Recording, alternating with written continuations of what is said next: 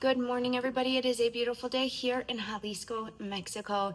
Now, on the last vlog, I talked about ways to make income here in Mexico, and that's just from my own experience and where I specifically live in Mexico.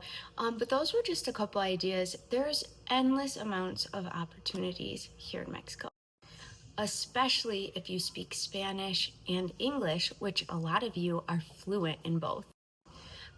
But along with that vlog, I got so many questions. I know a lot of you are new subscribers, and I got questions about my job as a photographer and questions about my husband's self-deportation. I also got questions about being able to work here in Mexico. Does your legal status in Mexico depend on whether you can work or not?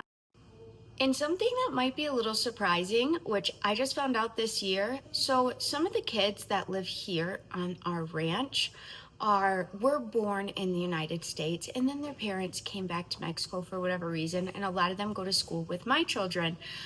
But they are not Mexican citizens. It's not that they couldn't become Mexican citizens. They could, but it's just so lenient here that a lot of parents don't go through the process of it.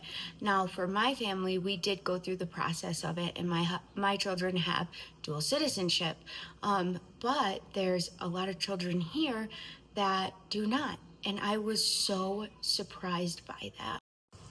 But it's just because I think it's not heavily enforced at all where we live in Mexico. So where we live in Mexico, for example, if God forbid your family was facing deportation or self-deportation and you had to come down here and start making an income right away, most likely you would be able to do that while you wait for your Mexican permanent residency or citizenship. Another big question we got asked was about self-deportation and why would we self-deport? And somebody asked the question of, when your husband self-deported, did he give up all of his rights in the United States? And I guess when my husband self-deported, we were forced to self-deport to have a chance at residency. So when we were facing that, I don't even think that's something we thought about. He's giving up all of his rights in the United States. He knew once he crossed the border back into Mexico, that was it. There was probably no coming back unless his residency was approved at his appointment in Juarez, Mexico, and it wasn't approved, even though he had no criminal record. He had a wife who was a citizen of the United States and a child. The reason that they said he was denied was because he came into the United States illegally. He came in as a very young child with his parents, so it wouldn't even have been his fault. But that does not matter, you guys. Sometimes, depending on who you get, that does not matter. And I know a lot of you are facing that scary situation, but God took that crushing and turned it into a blessing. And my YouTube and the stories I share with you guys of Mexico is my testimony of that, because me being full gringa, I'm not even Hispanic, except for mi corazón, because you guys know I love Mexican culture, Mexico so much.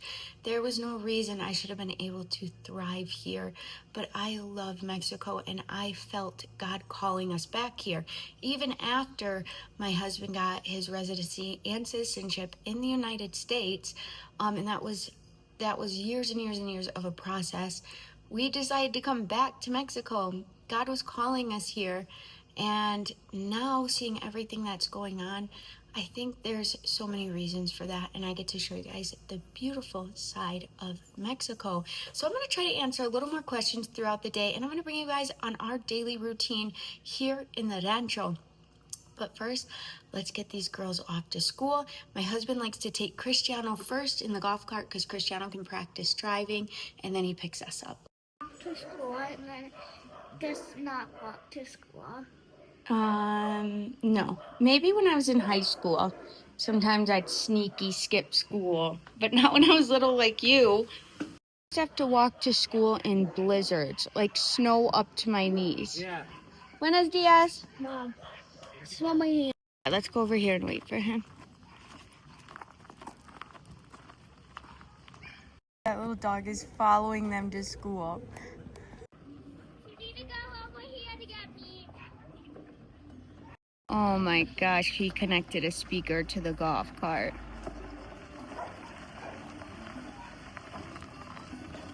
Dude, get on. I got it. Ready? Yeah. Here we go. Walmart.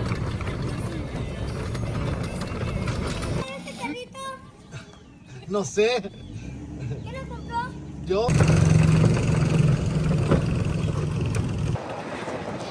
Tortillas, you better hurry because there's a bunch of moms coming. Hurry, hurry, hurry. Uh-oh. Buenos días.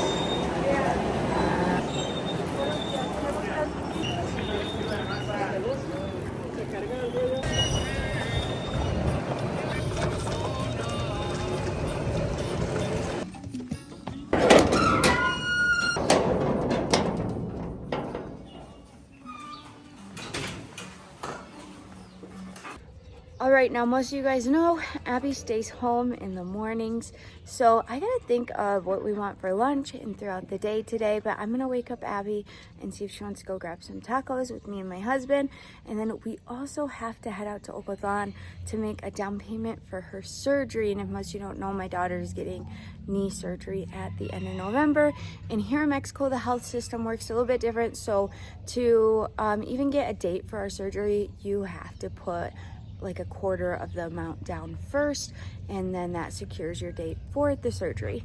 Now, Abby, being the teenager that she is, she's not like waking up early.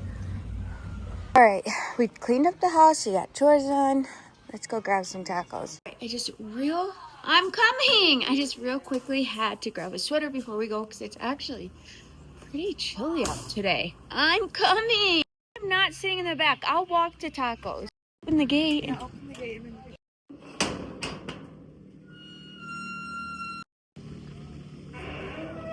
It's too early for tacos. It's 9. Get in, mother. Barely fit.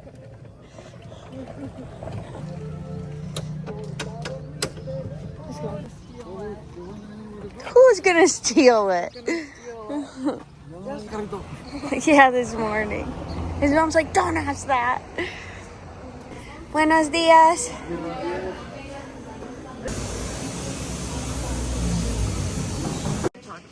Yeah, I'm gonna take a drink of it.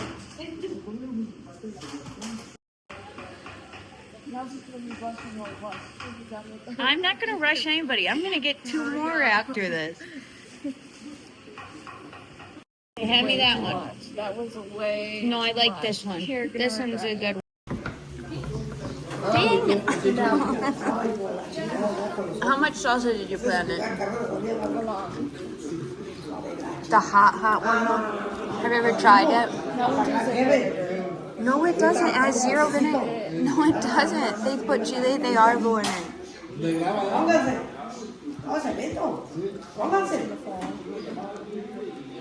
I feel like we needed to get 2 more.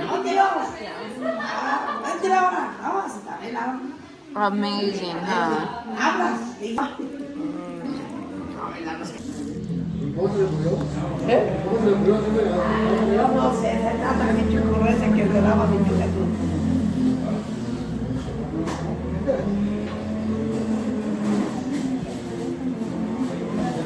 Otra vez, no. That's not true. Isn't it true that cast? They said just an ankle cast. Just an ankle cast. Hon, I'm telling you. Just an ankle cast. I talked to the doctor. They can't change out the bandages. Yep, that's true.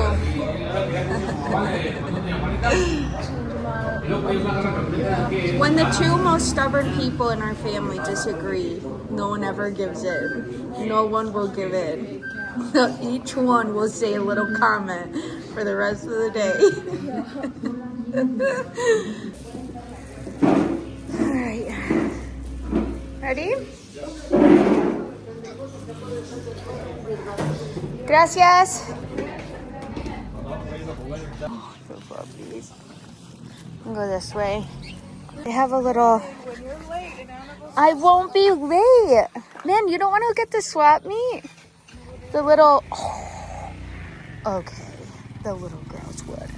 Love this. Cute words.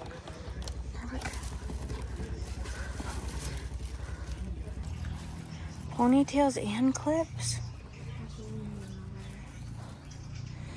I really just need Tupperware. Sounds great. Okay. Okay, we grabbed a couple cups, these really cute glass cups, and a couple Tupperware. I think that's all we need right now. Forgot the tacos. Muchas gracias. It's actually a good deal. My gosh, look at Abby being so dramatic over there. No, I forgot to take him in this morning. This basket is so amazing. There we go. Whoops, whoops. We're not going up the big hill. I can barely, I'm about to fall off. Mom, you can scooch over. I'm trying. Man, I have mommy hips. We're going up the base hill. If it tips over, we're selling the go-kart. Guys, some people want like the finer things in life, like Gucci and Prada and stuff. This is what I wanted. I wanted the ceramic Tupperware, the metal Tupperware with the flowers on it. How cute that is. Oh my gosh, why are you on this road? We don't ever get to see this road. That's true. That's true. No, that's not true because I walk this road every day. You don't, but I do. From people that live in Michigan. Yeah, that's true. Has a cat that looks small. That looks tiny. This is one of my favorite houses in the whole entire ranch right here. It was for sale a while back. I think I love the design on the windows. This house has a bridge that connects to the other house. It's really cool. And this house we toured before. Remember? Listen, I've only go to Rancho. Oh yeah. Yeah, we did tour that house up there because they were from California. They just built it. I'm not going back there right now. No, we're going, Mom.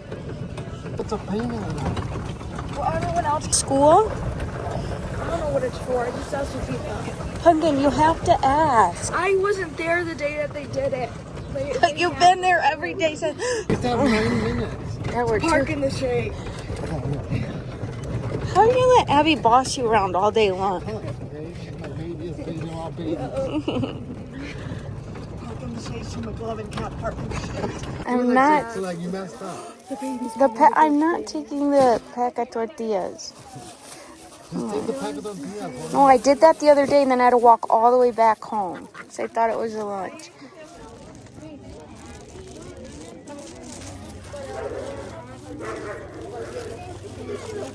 Everybody in my class wore pants and separated. Oh, because of Jen. There's no gym now. He said she had Jen today. That wasn't gym. That's why everybody was out. His what? Why would you do that? Why not? Please. Okay, everybody scooch over. Now it's time for Boo Boo's lunch. No, Abby's gonna have to take a nap. Yeah. That's why I could drive the go-kart all the way there. Okay. By myself. No, I told you could take Grandma. No, that's even a worse That's idea way because she's a no rule grandma. She'll let Abby do whatever she wants. She's still gonna be gripping on the seat. She'll be like, no pasa nada. All nervous. She jumps off the car while it's running. Nobody would forgive you, Abby, if you knocked grandma off the golf cart. You would be shunned from dad's side of the family forever. Oh my goodness. I'm walking because I had to stop to hold a little baby, but my husband grabbed my mother-in-law. She's eating tacos on the golf cart.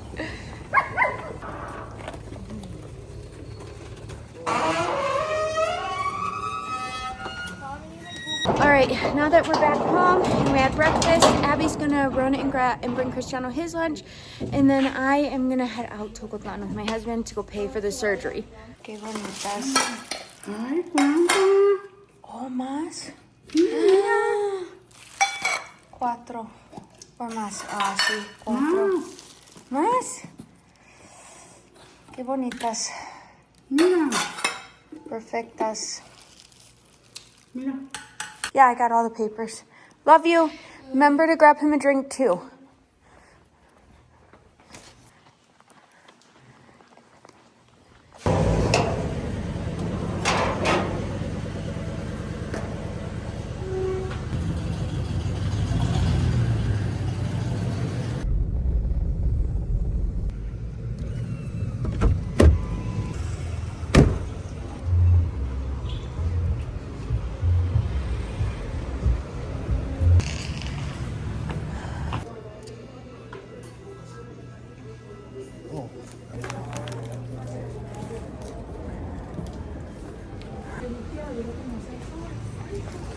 All right, we just made our first stop to one of the banks to pay for Abby's prepa, because even though we paid at the beginning of the year, you still have fees to pay. I think it's every semester. So we had to go to the bank and pay the fees for the next coming semester, and now we're gonna head off to pay for Abby's surgery.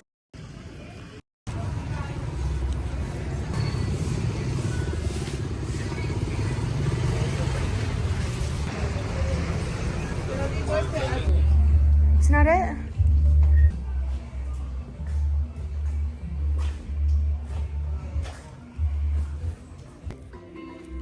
Maybe on the, oh yeah, on the screen it looks like.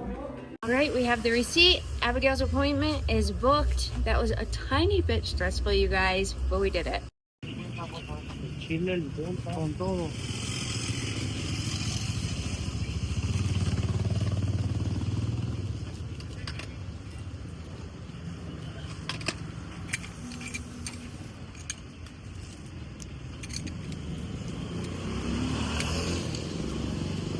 What are these called, hon? Camote de cerro. Camotes. Camotes de cero. You want one? No. Muchas gracias. I've had them at Lola's house before, but I'm too full from tacos. Good? Let me try one. But not, okay. So my husband said in English they would be considered like a root. Yeah, like a potato or... Tastes like a potato. But they get them wild out in the cerro. They're really good for you. What are you getting? Sal, limón y chile, yo creo. ¿Chile que pica? Sí. You're getting guasanas? I'm getting sugar cane and tuna is my favorite.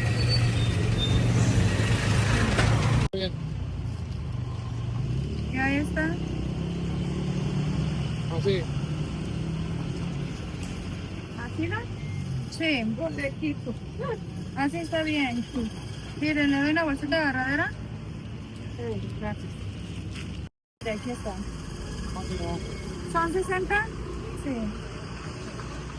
So at a lot of the vendors on the side of the road, they have these older weighing machines, which is really cool. Almost everyone on the side, yes, on the side of the road uses one of these to weigh out their fruits and vegetables.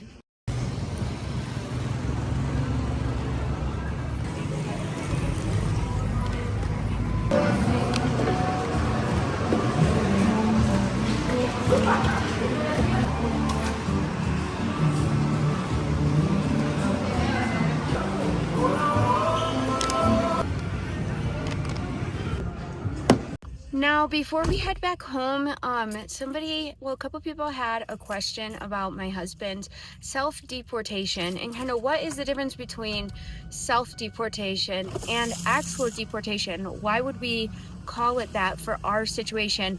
And I've answered that a couple times before, but I thought it'd be a really good idea for my husband to answer that and give him your perspective on that answer. Give him your perspective. Give his perspective on that question. My husband's laughing at me because I couldn't. All right, the question was what made our situation self-deportation Why do we call it that? And what would have been the difference between self-deportation and deportation? So, the way it was explained to me, because it would have been different if I would have entered the country legally. So if I would have went in with a visa, I wouldn't have had to leave the United States. Yeah. So because I entered illegally, they had me self-deport. So that means I had to leave the States to do my residency appointment in Juarez, Mexico. And for those of you that don't know, aren't familiar with the residency process, we got a lawyer, and then that lawyer submits all of your information to the United States of America Department, wherever it goes, and then they gave my husband an appointment in Juarez, Mexico. So even if for you to get your residency, he had to go to that appointment. So I don't want to say self-deported, but we didn't have a choice. Yeah, I didn't have a choice. Then the appointment was if he gets his residency or not. They were going to decide it in Juarez. His residency for the United States, they had to give him the appointment in Mexico. But if we decided we're not going to Juarez and risking it all, well, the United States still would have had all of your information, where you live, everything. Yeah. So then if you think you're living in fear, well, imagine you're living in fear knowing that the United States has every single bit of information, and you've already admitted to being there legally, and you're trying to do it the right way. Does that explain it right? Yeah, we couldn't have done anything with doing that process and then, skipping going to Juarez. I wouldn't be able to do it. And then they denied you your residency. So my lawyer pretty much told me, you're going to go to your interview, they're going to deny you, but we've already applied for a waiver. I can't remember exactly what that waiver was called, but we had already applied for one. So we already knew that I was approved for that waiver. I ended up going to the appointment, got my waiver, and it was a hardship waiver. So we had to demonstrate the hardships that would be on my wife and daughter at the time if I wasn't with them. Okay, so what we didn't know was, the length of time to get another appointment. And the reason that they still had to deny him was, like he said, he came in illegally, but he was only 4 years old. I mean, they don't look at what age I was. I mean, it was just, you came in illegally, this is what it is, and this is the process. So that's the reason why we consider it self-deportation, even though it was forced self-deportation. I don't feel like we had a choice either way. Yeah, you didn't have a choice. You had to do it this way no matter what. Right. So I hope that helps explain it a little bit better. And for most of you that have been watching for a really long time, you know that we ended up spending over a year here in Mexico because of them denying my husband and not giving him another appointment until after a year later. And there was no guarantee at the next appointment that they wouldn't deny him again. We had no idea. But after the next appointment, and we had been in Mexico a while, they didn't deny him. They let him come back into the United States. He had his residency. Then after the required time of having a residency, we applied for citizenship. And then he got his citizenship of the United States. And then the story from there is we had established a home, our jobs, everything, and we left it all to move back here to Mexico because during that time of self-deportation, we ended up just loving Mexico so much and wanted our kids to be able to learn Spanish and grow up here because our children did not speak Spanish at all when we moved here, and now they are pretty close to fluent. To that, everybody's case is different. Yes. So at the time, that was just what we had to do. I'm sure, I don't know if things have changed since then or not.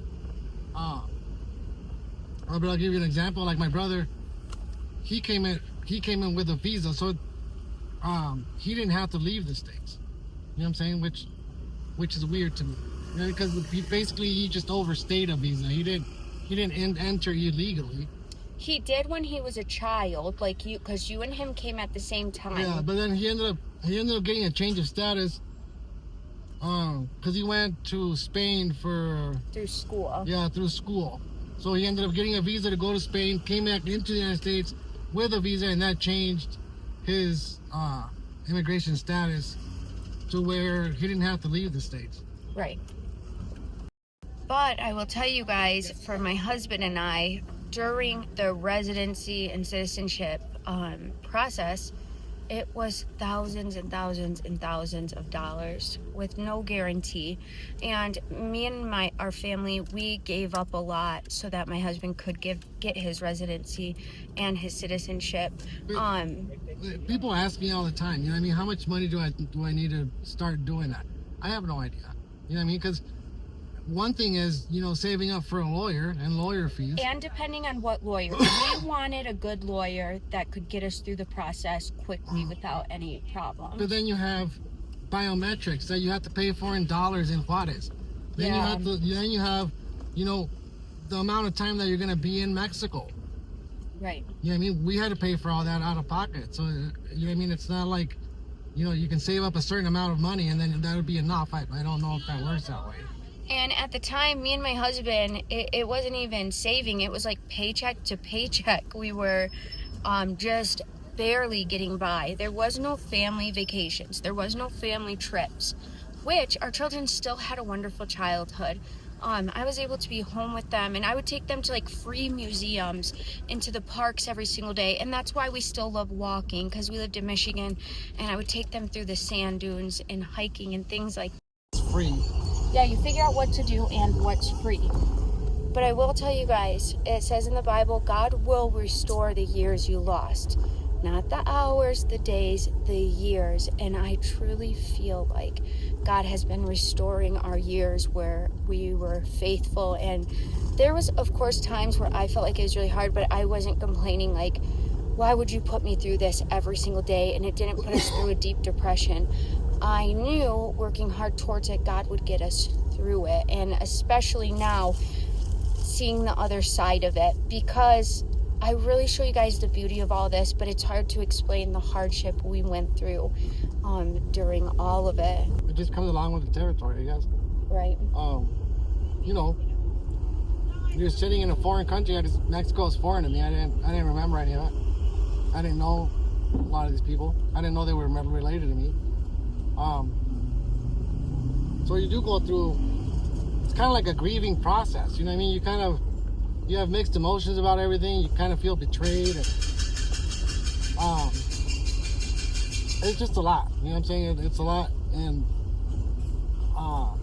you really have to be careful, you know what I mean? Because like in my case, I couldn't like run away from it or like, or hide it, you know what I'm saying? You just have to deal with it, I guess. And that's hard in itself, because you know, you're trying to figure out, man, did I do something wrong for this to happen? Or, you know, especially when you don't know the outcome to it. Right. You know what I mean? I didn't know if I was going to be able to go back home. Did we take all the right steps? Did we get the right lawyer? I didn't know if, you know, if our marriage would work out, you know what I'm saying, if I didn't get my residency. You know what I'm saying? Or you know, what was going to happen with all that stuff? You know, everything kind of gets put on hold.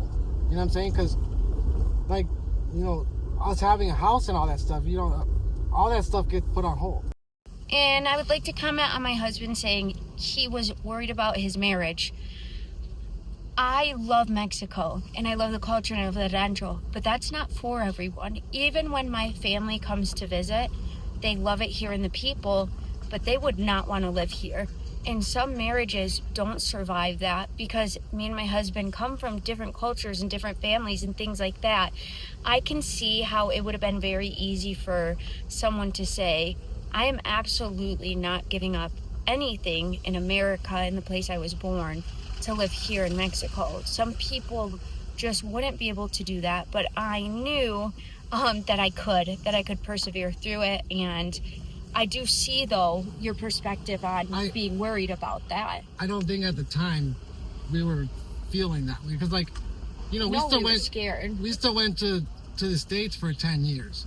You know what I'm saying? And then decided to come back. I don't know that we were both, you know, feeling, well, we want to live in Mexico. Not yet. We knew we had a connection here. That's what I'm saying. We didn't know it was possible. That's what I'm saying. That, you know what I mean? That's when you start thinking, well, you know, what if our marriage fails? Because, you know what I mean, we can't be together. Or we don't want to be in the same place. Or, right. You know what I'm saying? There's just a lot that goes into it. And that's where you have to know when you marry somebody whose legal status in either country is different. You are marrying someone and you don't know where you're going to end up always. And for me, I'm very blessed that I love Mexico so much. But also, now we live here for our own free will, of wanting to be here. That's something that's a little bit different about our family as well. A lot of families. And I feel like it helps that you have a golf cart, like a badass one. Because that always keeps him here. That golf cart is like the best thing that's ever happened to him. See? And every day there's something new. Like today, there was a little speaker in the golf cart. Yeah. So every day there's something new. And look at how fun the golf cart is. Just being able to drive the kids to school and around. It's such a big blessing. But I'm glad we got to answer that question a little bit more in depth. And I'm going to try more for you guys when we get specific questions to answer them a little bit more in depth, because we have so much experience now that we don't always think to give full details into things. So if you guys have more questions or want us to go more into detail for you, you guys let us know. But even like today, having to pay the doctor just to make sure that we can secure her date for surgery, and the way you have to pay him, that was a whole new experience for us, something that we didn't know. So hopefully things like this can help other people. All right, my husband said one more thing. What is it? So for those of the people that ask me, you know, how I get a person like you to live here, first, hacienda house, golf cart. Oh, duh. A person like who? Like you. Everybody asks me, how do I get my wife to go to Mexico? Okay, he might think that, but it was the will of God that helped me get to Mexico, because most people do not do what I did. And I had to do it all alone. Nancy, you can't just spoil my dreams and hopes, okay? Okay, and the hacienda was my idea. Hacienda house, golf cart. The hacienda was my idea because my husband wanted a modern house, and I did not want a modern house. And I was like, we have to compromise. We'll do a hacienda because I need to have Mexico's beauty and culture in our home, and then we'll have modern things within it, like the poop room, for example. Poop room? Yeah, poop room's a big one too. And then there was something else modern you wanted. Oh. I'm trying to think. Washer and dryer? Oh, no, the air conditioner. Oh, yeah, air conditioner. Oh, washer and dryer and the air conditioner. All three things I did not want, but me and him compromised together. And look at the beautiful arch windows he's made me. All right, you guys, so we are going to head back home, and I'm hoping we get back in time to pick up the girls. Otherwise, Abby's going to have to grab them real quick. Each apartment got a garage, okay? And because, remember... Gracias. Puppies! I forgot to tell you guys that the puppies got groomed. My mother-in-law brought them to the groomer, and they look so cute. Uh-oh.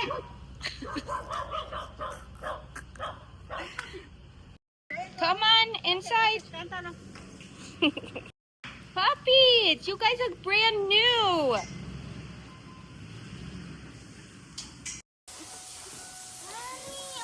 But I think Dad's taking you to get some snackies. I'll bring this inside for you.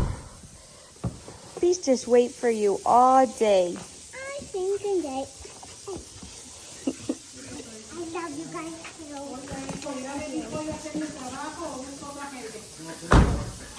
All right, you guys, we had a really great day. We went home and made some spaghetti, and now we're going for our evening walk. The little girls brought one of their friends with them.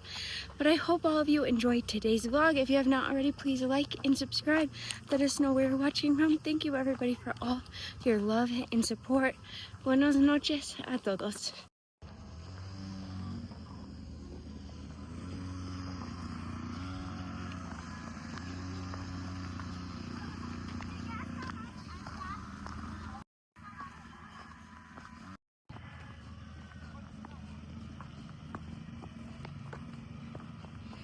Milo.